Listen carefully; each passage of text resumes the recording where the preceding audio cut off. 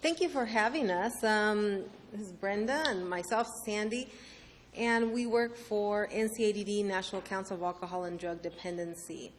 We have a contract with LA County, and we have a two-part contract. It's a prevention contract. So what I'm going to talk about quickly is in regards to the retail framework. We've created a retail framework. We are working with retailers in a 5-mile radius of high schools. And the high school I'm working with right now is Golden Valley.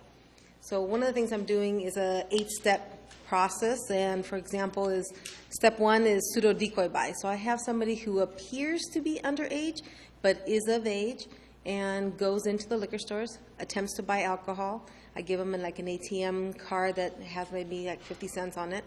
And they go in, they go attempt to buy it, they swipe the card, and it doesn't go through. But what I'm looking for is information in regards to, do they check ID? Do they ask for ID? Do they ask them how old they are? You know, we're trying to find out what's happening in our liquor stores. Part 2 to that is a sticker shock. So we go in and we've created these stop sign shaped liquor stickers that basically say that it is illegal to buy alcohol for a minor. And we put them up on the refrigerator doors. We walk in, we talk to the retailers, we let them know what we're doing, we ask for permission, and we try to engage with them. One of the things about the liquor stores is they're an important part of our community. You know, they provide a service, jobs, income for the city, but my ultimate goal is to protect our kids. If we can cut off alcohol from the kids at the retail level, then I can turn around and move on and go further into our investigation and trying to figure out what happens with, our parents giving alcohol, our other adults giving alcohol to kids, what's happening in that aspect. Part 3 is a knock and talks. So I go in and we start asking questions. We start getting their opinions. That's part 1. Their opinion is, do they think a lot of youth come in and try to buy alcohol from their store? Do they get a lot of beer runs? Do they get a lot of people who are intoxicated? Do they see teens outside, doing shoulder taps on adults and saying, hey, will you buy me some alcohol? I'll give you a 20 and you can keep the change, right? Trying to figure out what's happening in the community. Part 2 to that is then I go and I ask the exact same questions to the neighborhoods, meaning any residents I see walking around or any of the local businesses around a liquor store, trying to figure out what their opinion is about these stores. Merchant assessment, part 4, is an opportunity for us to assess the store. For example, redesigning the store to avoid beer runs. One of the things that we do is I tell them, take let's say your case of beer, instead of putting them by the front door, let's put them in the back. Second of all, let's not leave them on the edge of an aisle, at the end of an aisle. How about filling them with maybe sandbags inside, so if the kids decide to take off and run, they're just going to get empty boxes. Opportunities to decrease alcohol getting into our minors' hands. RBS training, it's not mandatory. It is part of their CUPs, their conditional use permits. But it's a one-time deal. So once they get certified, they've gone to a training, they're happy with ABC, and then they go away and they never come back. So the opportunity is to teach them, give them a training for free, and to have them know what the new laws are, making sure that they look at checking IDs better. And retailers have a really huge turnover of employees that come. They don't have consistent employees that stay there forever. So we want to make sure that everybody's trained and everybody knows how to check IDs. And one young lady I had, she actually got dinged by ABC because they did a pseudo decoy buy, a deep decoy buy. And she had, if you look at a minor's ID, it is vertical versus an adult is horizontal, right? So she was looking at it, she didn't realize that it was different. And she kept looking at it and goes, what's wrong? Where's the date? And she kept asking all these questions. But she made the mistake of selling alcohol to this minor. So they came, they gave her a ticket. They actually gave her the ticket, but they also told her, we saw you struggling with it. We saw you looking at it and asking questions. But she didn't go further. She didn't go and ask another employee. She didn't go and verify this information, or just trust her gut and say, you know what, I don't like this. I'm going to have you give it back, and I'm not going to sell you the alcohol. So she came to our class, and she got some information on how to check IDs. The follow-up tool is a kind of a cool technique. We created a device that has 3 colored chips for 3 time zones. So from 6 a.m. to noon, from noon to 6 p.m., 6 p.m. to midnight. And is the opportunity for the retailer to decide how many kids attempt to come in and buy alcohol. Not that they're selling alcohol, but to attempt to it. What time frame is more popular for them? Is it the morning? Is it the evening? Is it midday? What time? So we leave it there for a week. We come back, we visit them. We check how many coins that they have, what color coins, to figure out what shift it is. Because it also gives the retailer an opportunity to assess, do they have a lot of teens coming in? What time? And are they always coming in and asking for John? You know, why are all the teens just liking to come and talk to John all the time? Is John selling them alcohol without thinking about it? It gives us an opportunity to figure out what's happening. And ultimately, we want to do 2 things. It's merchant committed. Merchant committed is an opportunity for the merchant to agree. We give them as a merchant committed sticker and card, and I'll probably create a certificate. But I want to empower the merchants that do make the ultimate sacrifice on making their stores better and making them a better community store. That could be that everybody needs to be RBS trained. Second of all, that they could be 30% legally. ABC asks for nothing more than 30% covering of the windows, but in LA County, it's actually 10%. And that's one of the things I talk to the stores about, because if they have all these ads that are covering the store windows, if they're in physical harm, if somebody's holding them up, per se, the police isn't going to be able to help them because they can't see inside. And they're not going to bust down the door and jump right in and save them until they know that the store is safe and figure out what's going on. And that's the biggest part of having the windows not completely covered. But they're looking at is selling their product. But that selling of that product can also cost them their lives and their livelihood, right? And then ultimately is policy development. We want them to do an internal policy where they start to make sure that everybody's RBS trained, that the store windows aren't completely covered, that they have great lighting outside. They have more signage outside that says that we don't sell alcohol to minors, that we check IDs, keeping them accountable. That's the retail framework, that's one part of what we do. Brenda's going to talk a little bit about the school real quick and give you, does anybody have any questions in regards to the retail aspect of it? Yes? Yes, I have a question with regard to last night, the Sandra Planning Commission Yes. approved a gas station right next to the College of the Canyons.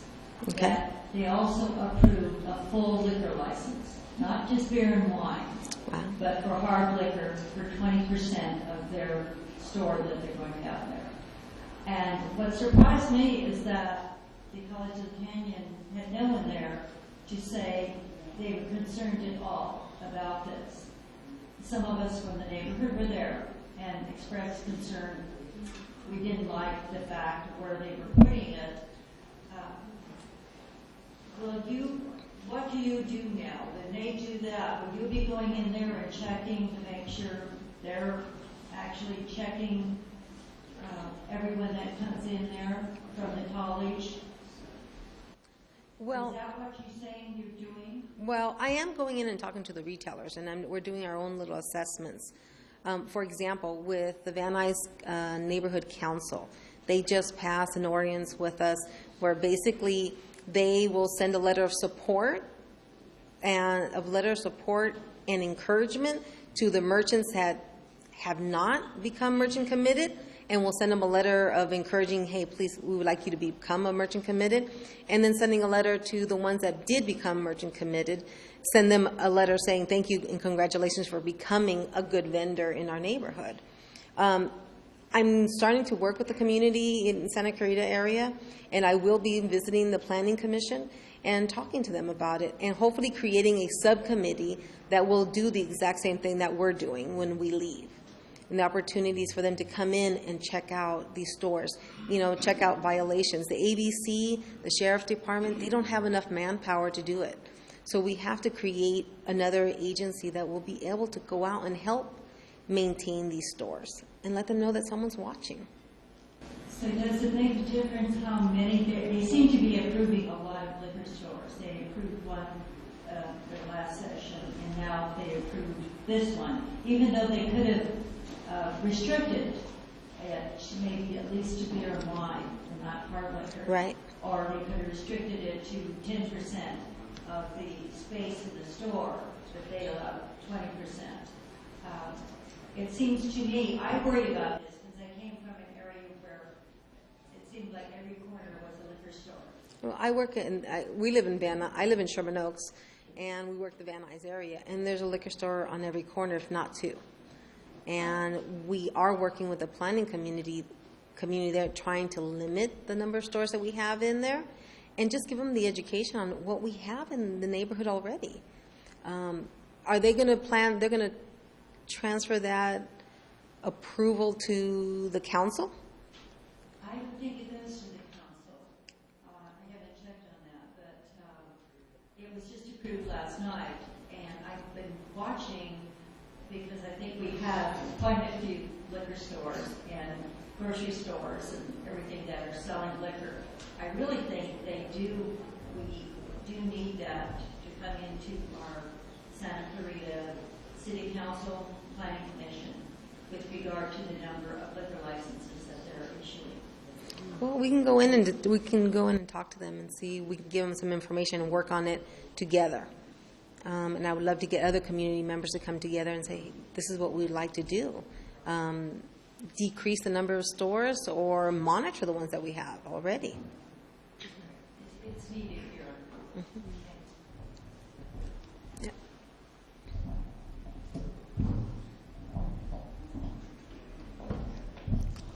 I've been a salesman for a company for many years. I go in a lot of liquor stores and stuff.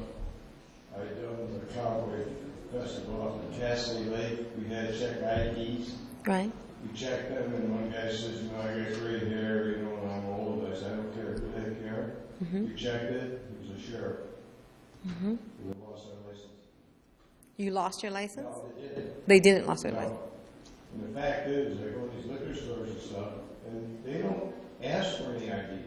I go shopping at Target with my wife, and I got to pull my driver's license out to show that I'm over 16. I said, what do you think? I got gray hair and everything. It doesn't matter. What is the deal? What is the deal with the liquor stores? Is it required to check ID? Yes. Anybody? They're required to check ID if anybody who appears under 30 years old. See, Target puts it right in your system. Yeah, Target is really good. You're looking at also 7-Elevens are really good because they have the electronic scanners. So they ask you for your driver's license, and the machine will let them know if you're of age or not age. And if you're not of age, it won't sell you alcohol. I don't know if you guys have Whole Foods out here. They also exactly have the same devices going on in their stores. So I would think that that'd be a good thing to have even in liquor stores to cut these teenagers for buying the beer. Right. Well, the teenagers are buying the beer.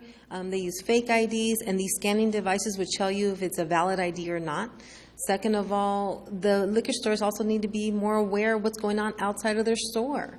Do they have, one of the liquor stores we went to last night talked about homeless community here, and that they attract the kids. The kids go and give them X amount of dollars to buy alcohol, and then the homeless person will go inside, buy the alcohol, and keep the change. Well, shoulder taps. The kids are creative. Sadly to say, they're very creative, and they're going to try to get the alcohol as much as possible. We want, with the retailers we're starting to notice, they get to know us. We've been working, I've been here for about a year now, working this area. The retailers start to notice me and they know who I am. At the same time, they start giving me their information of what's going on. But a lot of the stores will say, oh, we don't have an issue here. We don't have an issue here. But I'm standing there and I'm watching them scan these items, and half the time they don't ask for IDs. Well, I was on neighborhood watch with police officers. They're good. We respond to stuff down and they go after it. I don't know if the sheriff's department has anything like that out there or not, but it's going, you know, Yeah. bad enough. We got enough drunks in the town here a little bit, and they have parties in New Hotel, New Hall and stuff. And drink. Bad. We're starting to work with the sheriff's department and working with the city on trying to empower us and try to figure out how we can all work together, because we all have the common goal. We want to protect our kids, right? Well, it comes down, always the thing is, we don't have No what? the sheriff's not even hiring people right now. Yeah. I know. Yeah. Good luck. Thank you. Did you have a question? I was just wanted to clarify, what's the name of your organization, and is it a nonprofit or? It is a nonprofit. It's called National Council of Alcohol and Drug Dependency. We actually have a location here in Santa Clarita, off in Newhall, right off of Lyons Avenue. And we also have a location in Van Nuys. And we have a contract with LA County. Mm-hmm. Hi, I got one question. I wanted to follow up on Cam, because I was at home watching the train wreck last night, and I think you guys missed a good opportunity, because I believe one of the planning commissioners said it advised the city to put the liquor store in for the convenience of the college students. Cam, last night you were there. I don't know if you let it. And I was like kind of shocked at the convenience of probably college student there started at 18. Maybe to 24. So I love our city and our planning commission that thinks that having a gas station next to a college that probably provides from 18 to 22, having hard liquor as a convenience. So you guys really, I hope you have more presence at those meetings, because things need to change in the city soon. Yeah, I'm looking into getting dates on those meetings, because I've already started my work in Van Nuys. That's already running and moving smoothly, so now my goal is to work here in Santa Clarita. Any other questions? No? Okay. So I'll give you a couple of minutes. Yeah. Hi, I'm Brenda, and I'm the prevention specialist with NCADD. And another part of what we do is we work with schools and within the cities that we work in. And what we do is we have a prevention type of course for the students. Right now we're currently at Golden Valley, and we actually just wrapped up our first curriculum, our first semester with them. And it's kind of cool to see how the students, at first they're a little hesitant. They're like, oh, like, what are these people going to tell us about drugs and whatnot? But then towards the end, they kind of get this comfort with us, and they're a little more open. And the course, basically what it's based off of is 4 topics. The first thing is we kind of talk to them about what it's like being a teenager and just the issues. We don't even touch upon drugs yet. We just kind of touch upon the issues that teenagers face currently and what's going on, and we just kind of get them to talk. The second part is we talk about alcohol and drugs, and that's where we really get to the nitty-gritty, and we talk about the consequences and just the different types of effects that come off of that and how it really ruins their future if they, get involved in that. And we just kind of teach them how to kind of assess, in a sense, pros and cons, and to kind of begin to see that the cons far outweigh the pros. I mean, we as adults, we know that. But the third part, as we go into that, we also talk about, issues within family and just relationships and how to deal with them. And a lot of them, you kind of realize that at that age, they're not fully developed yet to think, okay, it's not the end of the world if this relationship ends, or it's not the end of the world if I'm not invited to so-and-so party. Because one of the things that teenagers get affected by is the fact that they're very instant. And certain things that to us as an adult might not bother us, to them it's like the end of the world. So we kind of touch up on on those issues. And the fourth thing is we teach them how to cope with stress. And that's really where we kind of like focus on, because a lot of them, you know, the drug dependency, I mean, is not just something that comes up. Like, nobody wakes up one day and is like, hey, I'm going to use drugs. It doesn't work that way. Basically, it's little things and other issues that are under there that kind of push them to that edge. And so basically, we kind of teach them coping skills and different ways to cope with whatever stress is. You know, they're feeling the pressures in high school. They're trying to see what their future holds for them. They're trying to think, okay, what am I going to do next? So we kind of teach them just the different ways that they can cope, you know, whether it could be through exercise, whether it could be, you know, different breathing techniques, stress mechanisms, just different alternatives to what's negative. Basically teaching them, you know, there's other things out there besides trying to rely on substance abuse or trying to rely on self-harm or any other thing that could be harmful to them. So it's just kind of like empowering them and empowering their choice ability, you know, and just kind of getting them to think and be like, okay, I have this choice. There's these two outcomes. I'm going to go with the right one. That's our hope at the end of the course. So it's kind of cool. Right now that we wrapped it up at Golden Valley, we basically also did this video competition, and basically what we had them do is do these posters and kind of write on the poster why they choose to live drug-free. So it's a way of getting their voice heard and empowering them and kind of letting them make that choice. You know what? There is something I could live for. There is something I could do. I don't need that. You know, I do have so much more to look forward to besides doing this. So it's kind of cool to see that. And, you know, in Van Nuys, we're going to wrap it up soon as well.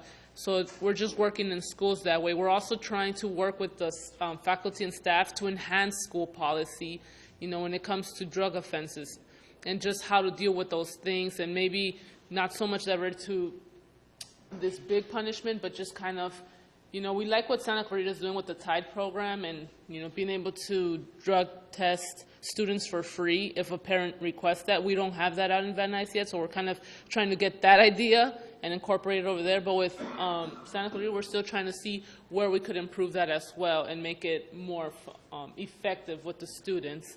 And then the last thing is that we also work with parents. We do parent workshops. We just had one yesterday at Golden Valley with parents, and we just kind of get them to discuss the topic. A lot of times parents are afraid to bring that topic up with their children, but we just kind of empower them and kind of just discuss different ways that we could reach that talk and work that angle with their children. So that was pretty cool to see parents come out and you know, want to find out more information, because in the end, the more informed you are as a parent, the more you could do for your child. So that's another aspect and another area that we work with. You know, we work with parents, students, faculty, and staff, and we just kind of try to encompass everything and all the relationships that we could build. So yeah, any questions in regards to what we do with schools? Did you dovetail your program with the program that they had at Golden Valley where kids die because of car crashes and stuff like that? Yeah, we were actually there.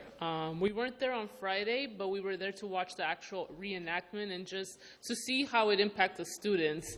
You know, some, they kind of try to play it off, but a lot of them are actually full-on crying. It became very real to them when you involve students within the school. And, you know, it's kind of like they're really trying, like the consequences are right in front of their face, and now they're kind of outweighing. So, yeah, we were part of that as well, and it was really cool to see. Are you going to do more than one school a year, or what's your plan? Well, we were there, but we don't run the every 15 minutes. But we're hoping to branch out. Right now we're at Golden Valley, but we're hoping to branch out to other schools in Santa Clarita as well. So that's our start. As that goes around to all the different schools, you could be doing your thing at the same time. Yeah, and we actually got advice by the William Hart School District to that school. So we have an in with the school district as well. So there's more possibilities for us to work in other schools. Any questions? Okay, thank you so much. Thank you for your time.